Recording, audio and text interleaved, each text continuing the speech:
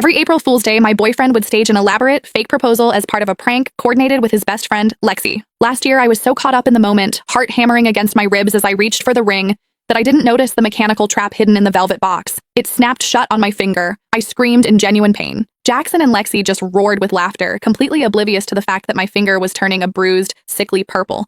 To make it up to me, Jackson had spent months swearing that this year would be different. He promised he would finally ask for real. So when he sent me a top priority text telling me to meet him at the bistro where we had our very first date, I believed him. I spent 3 hours getting ready. I got a blowout, had my nails done, and applied a full face of makeup with surgical precision. I even wore a brand new silk slip dress. I had the announcement post drafted in my notes, waiting for the photo of the ring. But the moment I pushed through the door, a heavy, cold mass of buttercream slammed into my face. A girl's sharp, bright laughter erupted from the center of the room. "I told you she'd show up. Pay up, Jax, you lost." Jackson walked over, his expression as smooth and gentle as it had been for the last 6 years. He used a napkin to wipe a glob of frosting from my cheek. "You look beautiful, Cass," he said, though his eyes were dancing. Shame about the dress, though. "What is this, Jackson?" My voice was trembling. "I made a bet with the guys on whether I could actually get you to come out tonight. I bet that you wouldn't. My stake was simple. If I won, I'd propose tomorrow. If I lost, I'd wait another year." He shrugged, offering a half-hearted grin. "Sorry, babe. Since you actually showed up, I guess we're not getting married this year either." I stood there, the weight of the frosting pulling at my skin, and looked him dead in the eye. "So,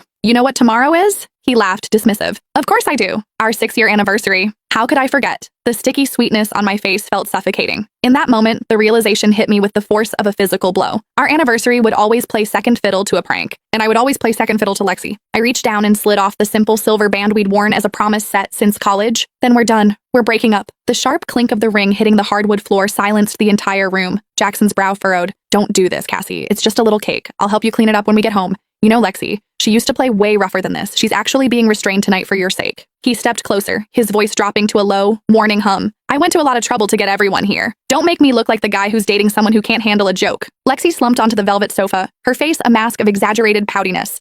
"Seriously, Cassie, it was just a laugh. If you're going to be like that, we won't play anymore, okay? But breaking up? That's a bit dramatic." She looked at the guys, her eyes wide. "I told you she couldn't handle it. Jax, you shouldn't have invited her. Now, the whole vibe is ruined." She sat there, the undisputed mascot of their little tribe. In this circle, if Lexi wasn't happy, no one was allowed to be. Jackson was no exception. I remembered the first time I met her. She'd organized a game of truth or dare. Usually dares involve something embarrassing in public. Her dare for me was to perform an intimate sound right there in front of the group. When I told her I didn't appreciate that kind of humor, Lexi's eyes instantly welled up. She'd bolted out of the room. The entire group, Jackson included, had chased after her to comfort her. The party that was supposed to be my welcome ended with me sitting alone in a dark apartment,